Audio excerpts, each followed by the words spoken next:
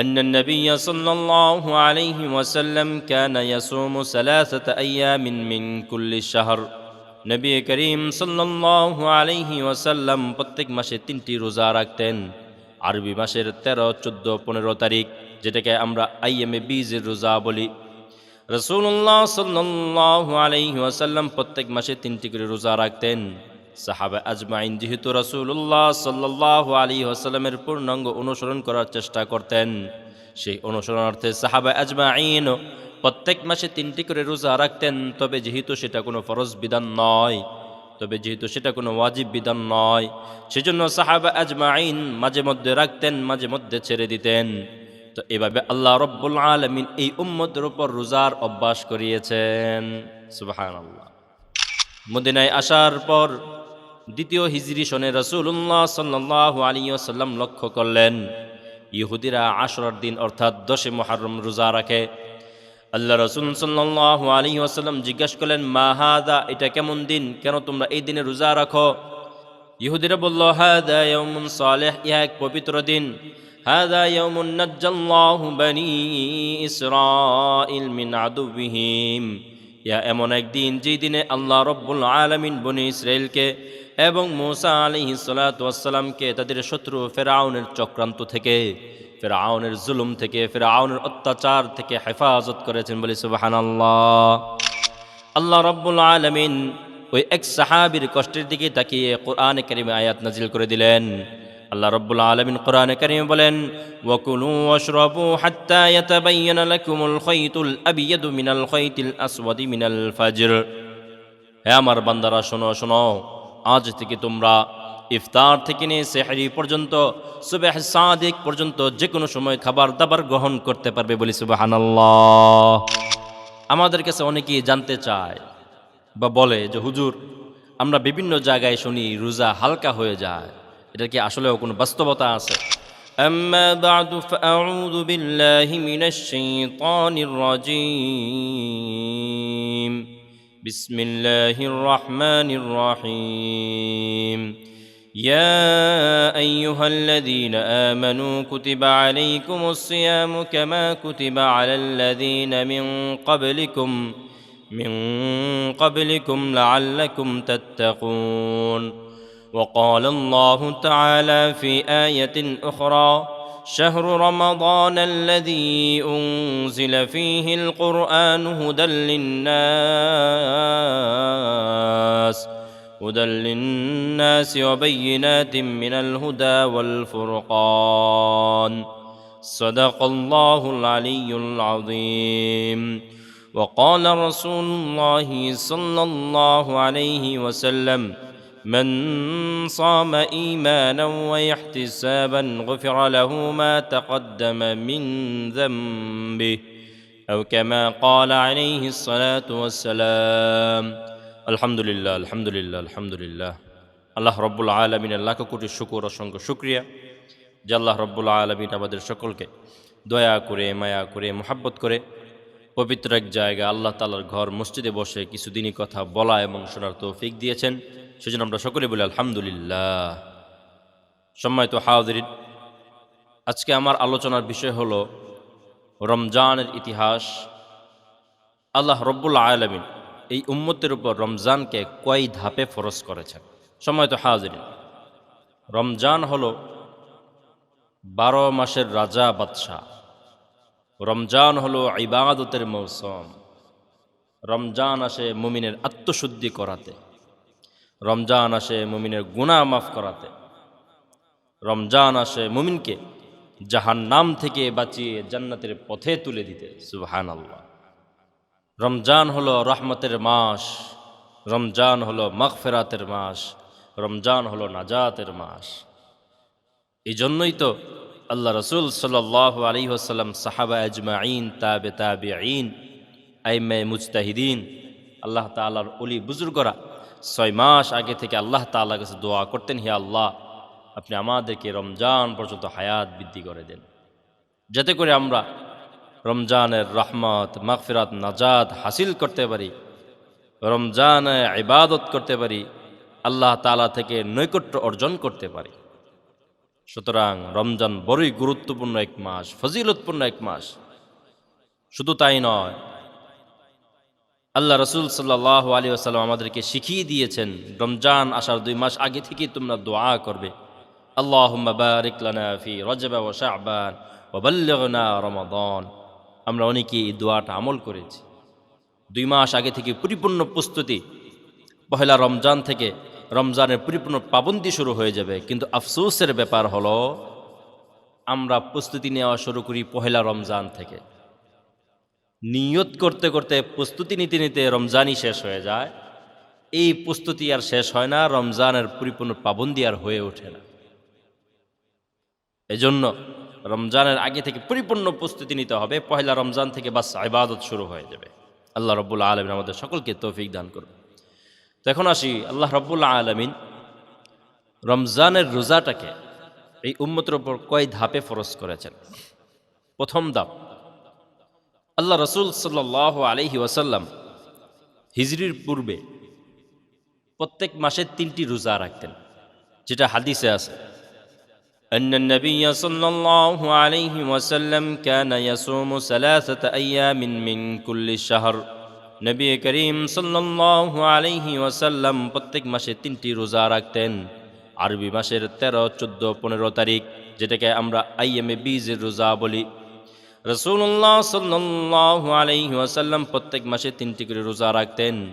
সাহাবা আজমাইন যেহেতু রাসূলুল্লাহ সাল্লাল্লাহু আলাইহি ওয়াসাল্লামের পূর্ণাঙ্গ অনুসরণ করার চেষ্টা করতেন, সেই অনুসরণার্থে সাহাবা আজমাইন প্রত্যেক মাসে 3টি করে রোজা রাখতেন। তবে যেহেতু সেটা কোনো ফরজ বিধান নয়, ওয়াজিব বিধান নয়, সেজন্য সাহাবা আজমাইন মাঝে মধ্যে রাখতেন, মাঝে মধ্যে ছেড়ে দিতেন।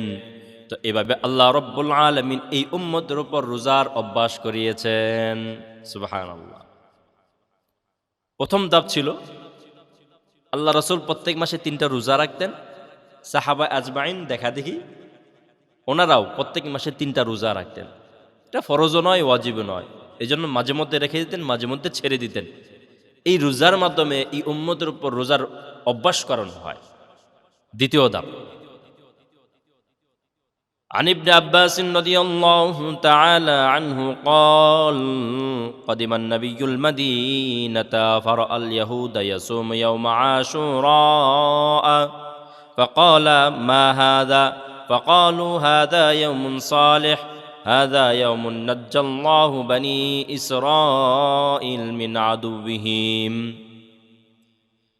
হযরত আব্বাস রাদিয়াল্লাহু তাআলা আনহু থেকে বর্ণিত, নবী করিম সাল্লাল্লাহু আলাইহি ওয়াসাল্লাম যখন মক্কা থেকে হিজরত করে মদিনায় আসলেন, মদিনায় আসার পর দ্বিতীয় হিজরি সনে রাসূলুল্লাহ সাল্লাল্লাহু আলাইহি ওয়াসাল্লাম লক্ষ্য করলেন ইহুদিরা আশুরার দিন অর্থাৎ 10 মুহররম রোজা রাখে।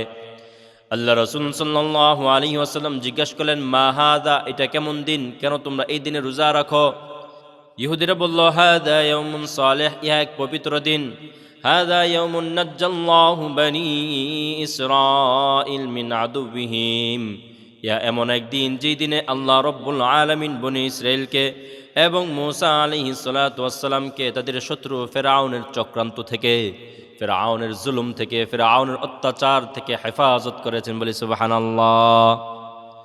এই জন্য শুকরিয়া তান কৃতজ্ঞতা স্বরূপ মূসা আলাইহিস সালাতু ওয়াস সালাম প্রত্যেক আশুরার দিনে 10 মুহররমে রোজা রাখতেন। সেই অনুসরণার্থে আমরাও এই দিনে রোজা রাখি।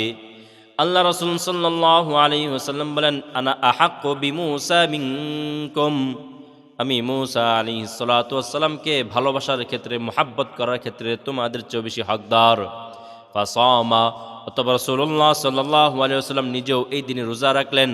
ফাআমারা বিসিয়ামিহি, এবং উম্মতদেরকে এই দিনে রোজা রাখার আদেশ দিলেন। সুতরাং এই উম্মতের উপর সর্বপ্রথম এই আশুরার রোজার মাধ্যমে রোজা ফরজ করা হয়। সর্বপ্রথম আশুরার রোজার মাধ্যমে এই উম্মতের উপর রোজা ফরজ করা হয়। তবে সেটা ছিল একটি রোজা। আবার আল্লাহ রাসূল সাল্লাল্লাহু আলাইহি ওয়াসাল্লাম এটাও বলে দিলেন, শোনো, যেহেতু ইহুদিরা এই দিনে রোজা রাখে, তোমাদের ইবাদতটাও যেন ইহুদিদের সাথে মিলে না যায়, সেজন্য তোমরা কি করবে, এই 10 মুহররমের আগে বা পরে আরেকটা রোজা রাখবে। দেখেন আল্লাহ রসুল কতটা সাবধানতা অবলম্বন করেছেন।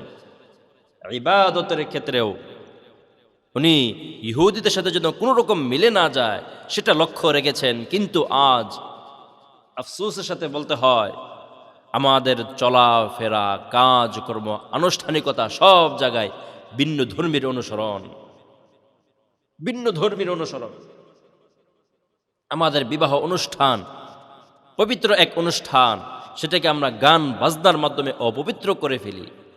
একটা যুবক যুবতী তাদের বিবাহ জিন্দিগি তারা শুরু করতেছে, আল্লাহ তাআলার রহমত নিয়ে শুরু করবে, আল্লাহ তাআলার বরকত নিয়ে শুরু করবে, কিন্তু না, তারা এই অনুষ্ঠানটাকে এই হারাম গান বাজনার মাধ্যমে, নাচানাচির মাধ্যমে অপবিত্র করে তুলল। এখানে কিভাবে আল্লাহ তাআলার রহমত বরকত আসতে পারে? সুতরাং সাবধান থাকতে হবে। প্রত্যেকটা কাজে আমাদের রাসূলের অনুসরণ করতে হবে, সুন্নাহর অনুসরণ করতে হবে। যেটা ইসলাম সাপোর্ট করে না, যেটা দ্বীন সাপোর্ট করে না, যেটা আল্লাহ রাসূলের সুন্নতে নাই, সেগুলো আমরা করব না ইনশাআল্লাহ। তো যেটা বলতেছিলাম, দ্বিতীয় ধাপে আল্লাহ রাব্বুল আলামিন এই উম্মতের উপর রোজা ফরজ করেছেন, তবে সেটা একটি। তৃতীয় ধাপ আল্লাহ রাব্বুল আলামিন কোরআনে কারীমে আয়াত নাযিল করে দিলেন, ইয়া আইয়ুহাল্লাযীনা আমানু কুতিবা আলাইকুমুস সিয়ামু কামা কুতিবা আলাল্লাযীনা মিন ক্বাবলিকুম লাআল্লাকুম তাত্তাকুন। হে আমার বান্দারা, আজ থেকে আমি তোমাদের উপর রমজানের রোজাটাকে ফরজ করে দিলাম। যদি তোমরা তাকওয়া অবলম্বন করতে চাও তাহলে রমজানের রোজা রাখো। আল্লাহ রাব্বুল আলামিন এই আয়াতের মাধ্যমে এই উম্মতের উপর, এই বান্দাদের উপর রমজানের রোজাটাকে ফরজ করেছেন বটে, তবে একটু সুযোগ রেখে দিয়েছেন। সেটা কি? আল্লাহ রাব্বুল আলামিন অপর আয়াতে বলেন, ওয়ালাল্লাযীনা ইউতীকুনাহু ফিদিয়াতুন তুআমু মিসকিন। তোমাদের ভিতরে যাদের সামর্থ্য আছে, যাদের অর্থ সম্পদ আছে, যাদের ধন সম্পদ আছে, তারা ইচ্ছা করলে রোজা না রেখে ফিদিয়া দিয়ে দিবে। ফিদিয়া দিয়ে দিলে রোজার ফরজিয়াত আদায় হয়ে যাবে। ফিদিয়াটা কি? একটা রোজার বদৌলতে কোনো একজন গরিব মানুষকে একবেলা খাওয়াই দিবে, তাহলেই ফিদিয়া আদায় হয়ে যাবে, রোজার ফরজিয়াত আদায় হয়ে যাবে। আল্লাহ রাব্বুল আলামিন এই ধাপে এই উম্মতের উপর রোজাকে ফরজ করেছেন বটে, তবে একটু সুযোগ রেখে দিয়েছেন। যাদের সামর্থ্য আছে, অর্থ সম্পদ আছে, ধন সম্পদ আছে, তারা ইচ্ছা করলে রোজা না রেখে ফিদিয়া দিয়ে দিবে। ফিদিয়া কি? কোনো একজন গরিবকে একবেলা খাওয়াই দিবে, তাহলেই হয়ে যাবে। এটা ছিল তৃতীয় ধাপ। চতুর্থ ধাপ আল্লাহ রাব্বুল আলামিন কোরআনে কারীমে আয়াত নাজিল করেন, ফামান শাহিদা মিনকুমুশ শাহরা ফালইয়াসুম। তোমাদের মধ্য থেকে যেই রমজানের রোজা পাবে, সে ধনী হোক আর গরিব হোক, বালেগ হওয়ার পর থেকে নিয়ে মৃত্যু পর্যন্ত প্রত্যেকেই রমজানের রোজা বাধ্যতামূলক রাখতে হবে। এখন আর না রাখার কোনো সুযোগ নাই, ফিদিয়া দেওয়ার কোনো সুযোগ নাই। সুতরাং সকলকে বাধ্যতামূলক এখন রমজানের রোজা রাখতে হবে। আল্লাহ রাব্বুল আলামিন চতুর্থ ধাপে রোজাকে ফরজ করে দিলেন, বাধ্যতামূলক করে দিলেন। এখন আর ফিদিয়া দেওয়ার সুযোগ নাই, ধনী আর গরিব নাই, বালেগ হওয়ার পর থেকে মৃত্যু পর্যন্ত প্রত্যেককেই বাধ্যতামূলক রমজানের 30টা রোজা রাখতে হবে। তবে যারা অসুস্থ তাদের কথা ভিন্ন ভিন্ন মাসালা আছে, আমি সেদিকে যাচ্ছি। পঞ্চম ধাপ, এই রোজাটা আমাদের জন্য এতটা সহজ ছিল না, অনেক কঠিন ছিল। যেটা আমরা একটা সাহাবীর ঘটনা থেকে জানতে পারি, সেটা হলো সাহাবীর নাম কায়েস ইবনে সিরমাহ আল আনসারী রাদিয়াল্লাহু তাআলা আনহু। তো তিনি রোজা রেখে সারাদিন কাজকর্ম শেষ করে যখন সন্ধ্যায় বাড়িতে ফিরলেন, বাড়িতে ফিরে বিবিকে বললেন, হে বিবি, ইফতারির কি আছে নিয়ে আসো। বিবি বললেন যে আপনি একটু অপেক্ষা করেন, বিশ্রাম নেন, আমি ইফতার রেডি করে নিয়ে আসি। তো এই সাহাবী ক্লান্ত শরীর, এই শরীর নিয়ে উনি বিছানায় একটু বিশ্রাম করার জন্য শুইলেন। শোয়ার সাথে সাথে ওনার ঘুম চলে আসে, ক্লান্ত শরীর। তো কিছুক্ষণ পর বিবি ইফতার রেডি করে নিয়ে আসার পর বলতেছে যে, হ্যাঁ আমার স্বামী, ইফতারি সময় শেষ হয়ে গিয়েছে। মানে আগে রোজার সময় ছিল এক ইফতার থেকে আরেক ইফতার পর্যন্ত, ইফতার থেকে সেহরি পর্যন্ত খাবার দাবারের সুযোগ ছিল না। ইফতারির নির্দিষ্ট কিছু সময় ছিল, এই সময়ের মাঝেই ইফতার করতে হতো, এরপরে অটোমেটিক রোজা শুরু হয়ে যেত। তো এটা শোনার পর ওই সাহাবী এই ক্লান্ত শরীর নিয়ে শুয়ে পড়লেন, ঘুমিয়ে পড়লেন। পরের দিন এই ক্লান্ত শরীর নিয়ে, ক্ষুধার্ত শরীর নিয়ে উনি আবার কাজে বের হয়ে গেলেন। প্রচণ্ড রোদের মাঝে ক্ষুধার্ত শরীর নিয়ে উনি কাজ করতেছেন। অধিক তৃষ্ণার কারণে, ক্ষুধার কারণে উনি সেন্সলেস হয়ে যায়, অজ্ঞান হয়ে যান। তো বিষয়টা রাসূলুল্লাহ সাল্লাল্লাহু আলাইহি ওয়াসাল্লামের কাছে শেয়ার করা হলো। তো আল্লাহ রাসূল সাল্লাল্লাহু আলাইহি ওয়াসাল্লাম আল্লাহ তাআলার কাছে দোয়া করলেন, হে আল্লাহ, আপনি এটার একটা ফয়সালা করে দেন। আল্লাহ রাব্বুল আলামিন ওই এক সাহাবীর কষ্টের দিকে তাকিয়ে কোরআনে কারিমে আয়াত নাজিল করে দিলেন। আল্লাহ রাব্বুল আলামিন কোরআনে কারিমে বলেন, ওয়াকুলু ওয়াশরাবু হাত্তা ইয়াতাবায়্যানা লাকুমুল খায়তুল আবিয়াদু মিনাল খায়তিল আসওয়াদি মিনাল ফাজর। হে আমার বান্দারা, শোনো শোনো, আজ থেকে তোমরা ইফতার থেকে নিয়ে সেহরি পর্যন্ত, সুবহ সাদিক পর্যন্ত যে কোনো সময় তোমরা খাবার দাবার গ্রহণ করতে পারবে, বলি সুবহানাল্লাহ। সুতরাং আল্লাহ রাসূল সাল্লাল্লাহু আলাইহি ওয়াসাল্লাম এই উম্মতদের জন্য যেরকমভাবে রহমত, সাহাবারাও এই উম্মতদের জন্য রহমত। এই এক সাহাবীর কষ্টের কারণে আনেওয়ালা সকল বান্দার উপর, সকল উম্মতের উপর এই রোজাকে আল্লাহ রাব্বুল আলামিন সহজ করে দিলেন। ইফতার থেকে নিয়ে সেহরি পর্যন্ত আমরা এখন যে কোনো সময় খাইতে পারি। দেখেন আল্লাহ রাব্বুল আলামিন কত সুন্দরভাবে আস্তে আস্তে এই উম্মতের উপর রোজাটাকে ফরজ করেছেন, আবার রোজাটাকে আরো কত সহজ করে দিতেছেন। এটা ছিল পঞ্চম ধাপ। ষষ্ঠ ধাপ, হযরত ওমর রাদিয়াল্লাহু তাআলা আনহু সহ আরো কয়েকজন সাহাবী রাসূলুল্লাহ সাল্লাল্লাহু আলাইহি ওয়াসাল্লামের কাছে এসে বলল, ইয়া রাসূলুল্লাহ, আমরা আমাদের স্ত্রীদের সাথে থাকি, যেহেতু স্ত্রীরা আমাদের হালাল বিবি, হালাল স্ত্রী, একসাথে থাকার কারণে নিজেদেরকে কন্ট্রোল করা অনেকটা কঠিন হয়ে যায়। ইয়া রাসূলুল্লাহ, কি করা যেতে পারে? তো আল্লাহ রাসূল সাল্লাল্লাহু আলাইহি ওয়াসাল্লাম আবার আল্লাহ রাব্বুল আলামিনের কাছে দোয়া করলেন, হে আল্লাহ, এটার একটা ফয়সালা করে দাও। আল্লাহ রাব্বুল আলামিন কোরআনে কারিমে আয়াত নাযিল করে দিলেন, উহিল্লা লাকুম লাইলাতাস সিয়ামির রাফাসু ইলা নিসাইকুম। হে আমার বান্দারা, শোনো শোনো শোনো, আজ থেকে ইফতার থেকে নিয়ে সেহরি পর্যন্ত যে কোনো সময় তোমরা স্বামী স্ত্রী মেলামেশা করতে পারবে, বলি সুবহানাল্লাহ। সাহাবীদের আবদারের কারণে আল্লাহ রাব্বুল আলামিন আমাদের উপর, সকলের উপর এই যে সময়টাকে সহজ করে দিলেন। ইফতার থেকে নিয়ে সেহরি পর্যন্ত যে কোনো সময় আমরা স্বামী স্ত্রী মেলামেশা করতে পারবো। আল্লাহু আকবার। রাসূল যেরকমভাবে আমাদের জন্য রহমত, সাহাবীরাও আমাদের জন্য রহমত, সাহাবীরাও আমাদের জন্য আদর্শ। আল্লাহ রাসূল সাল্লাল্লাহু আলাইহি ওয়াসাল্লাম বলেন, মা আনা আলাইহি ওয়া আসহাবিহি। আমাকে অনুসরণ করবে, আমার সাহাবীদেরকে অনুসরণ করবে। আমি যা রেখে গিয়েছি, আমার সাহাবীরা যা রেখে যাবে, তাদেরকে তোমরা অনুসরণ করবে।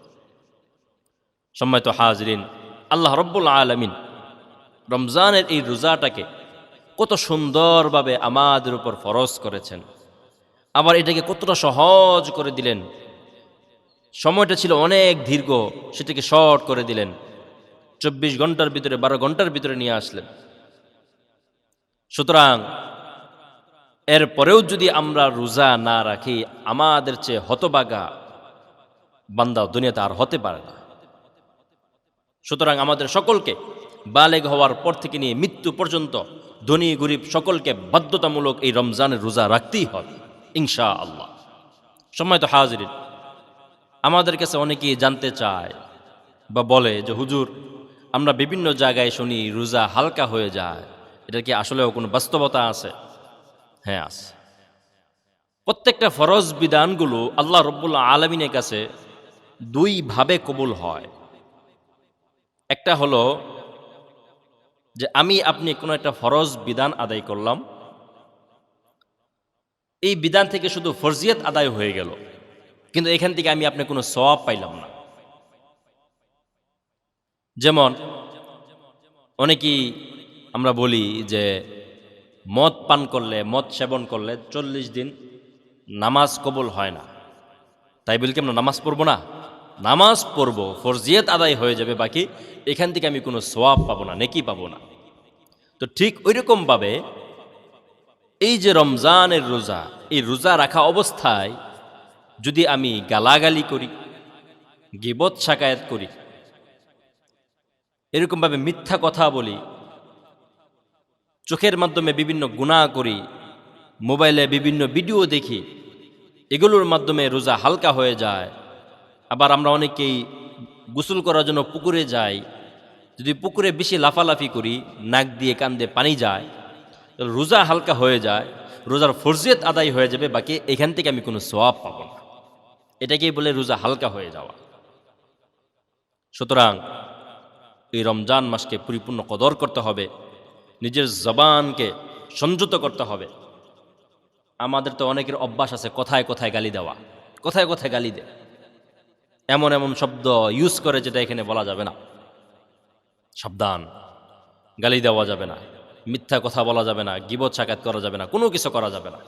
সময় তো হাজিরিন, রোজার ফজিলত অনেক বেশি, সেটা আমি আরেক বয়ানে বলবো।